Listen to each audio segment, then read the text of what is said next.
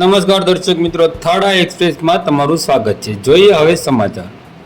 ભાવનગર શહેરમાં વારંવાર મારામારીના બનાવો બની રહી છે, ત્યારે વધુ એક મારામારીનો લાઈવ વિડીયો સામે આવ્યો છે. ભાવનગર શહેરના ચાવડગેટ વિસ્તારમાં લાઈવ મારામારીના દ્રશ્યો સામે આવ્યા છે.